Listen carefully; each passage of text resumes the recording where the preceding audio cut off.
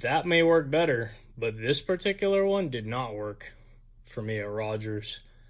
This was actually pretty bad. It got to the point where they had to stop, and instead of doing drills, I had to go from under the awning at 150 yards to go to 50 yards just to see if I was still hitting. And once I started hitting, it was like, okay, maybe everything's fine.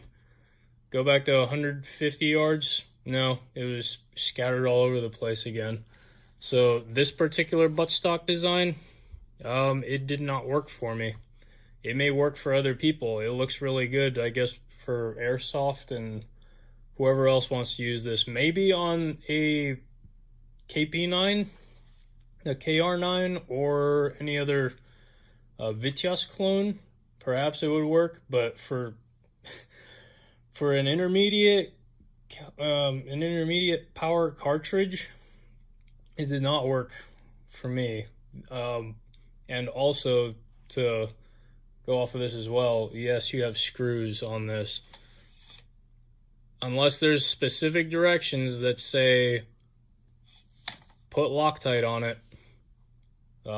If I missed those, I must have missed them, but a buttstock that has screws to adjust your cheek height and your length of pull requiring Loctite.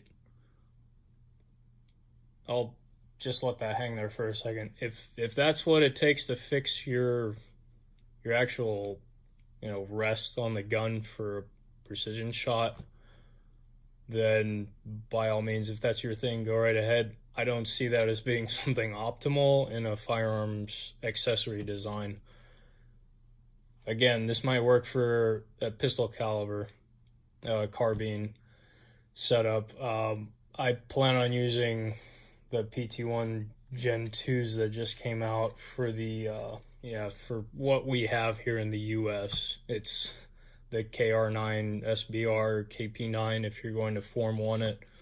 We'll see how well that works. But as for this is going back in the bin. So the EOTech XPS 3-0 worked just fine. Everything from the receiver rear forward would work fine. With the AK and its tolerances with mag wobble, it was so negligible.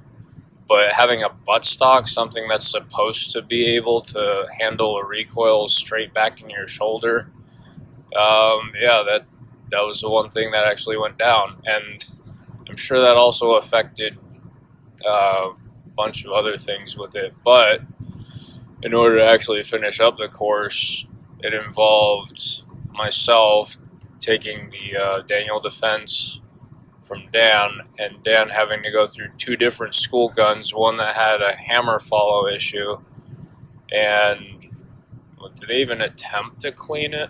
I don't know. But as far as that hammer issue, it made me... My weapon was pointing in a safe direction. The trigger was mushing. It wasn't going. And then as I turned around to tell the instructors, the weapon system went off and shot about fucking 4 feet in front of us. So, yeah, that was a little bit of an issue. Then, so I had to re-zero 2 separate rifles. But, that's life. What can you do? We had to fucking adapt and overcome that shit. I was able to finish the course. I shot intermediate. Next time, definitely there will be a next time. I'm trying to go for the advanced. And, but yeah, it was just, like I said, it was interesting seeing how these things functioned. And, even like you were saying, the charging handle screws were working themselves out. And you would think it being so fucking secure, being made out of all metal, and wrenching these screws down, that it would have some kind of effect on it. But just like you said, the recoil on that thing was just so tremendous that it was just driving everything out, the screws included. I would say though, with that, I specifically told the guy who was working on that not to put Loctite on because I was going to get a special coating for it. So I told him not to do that. But after this, I don't even see why make a nice museum piece when it doesn't really work as well as it should. Yeah, and also another thing that Rogers brought up is ceramic glue. Oh, yeah. So that's a whole other issue. For the pistol caliber carbine I was running, which the KP9 I ordered, which surprisingly, thank you Big Daddy Unlimited for finally coming through with shipping it, even though I didn't get a shipping Please notification. sponsor me. Yeah. Yeah, they do have an affiliate program, but I didn't get anything from that. At least when I talked to a rep the last time, they didn't send me any info about it. But the actual KP9 finally shipped. It should be coming in today, so I might not make it get straight home. I might go and pick it up. I'll definitely do that. But the hopefully the issues have been worked out with the cracking dust cover under recoil. But with the Freedom Ordnance FX9 I was using, I'll just stick with this particular issue. The compensator or flash hider was coming loose, and what Bill had even mentioned about red Loctite, because of the end of the muzzle and that very end of the barrel getting so hot, you might as well just, if you put red Loctite on that, because of the heat, eventually it'll just work itself out. And because we were already in the course, it didn't make any sense to put some on there just for it to melt off, because it would take some time for it to cure properly. So from the look of it, it looks like I'd need a new crush washer anyway, but to use ceramic glue, because that would be a whole lot better. I actually shot the second day of the course, and You cleaned it, right? yeah, I cleaned the tests the first and second day, but the first day I used the flash hider on there. Fortunately, the actual gentleman who was before me pointed out that the compensator was coming loose, because had I not seen that, had he not pointed that out, it probably would have ended up loosening, and I would either shot the compensator off or it would have just fallen off.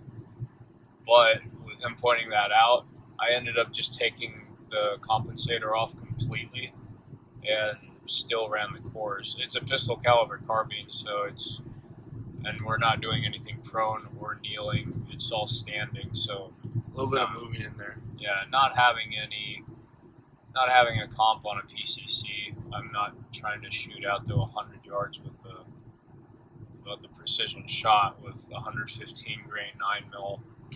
So that was something interesting. The optics that we used worked. And then you had to use the Aimpoint Pros because of the actual School guns. The school guns is what those use. But for the Comp M5 for round 2 up here, those worked fine with the Aimpoint. The EOTech worked fine. Again, with the AK, it could have worked well, but with that buttstock issue, it was just something that was, throwing everything completely off. But I'd still prefer using the donut of death, being able to focus in on a dot that your eyes capture the red outline of the 65 MOA ring. But as far as the actual equipment went, unless we're going to still stay on the guns, I can talk about my kid. Well, I was going to, just move on to the kit, because if we started with, we're going to wear plate carriers, and by the end of the day, we just strip down, we're just running battle belts. Which, I think your idea for that was good, running just battle belts. If you decide to utilize something and think, this will work just fine, and you want to stick with that, that's great. Instead of taking a vest that can take multiple mags and thinking, I don't need this bungee retention system, and you'll actually see a video of when you go prone. Well, it was me. I wore this vest that had wide enough mag pouches, and as part of the panel, you can't take the individual mag pouches out; they're sewn in.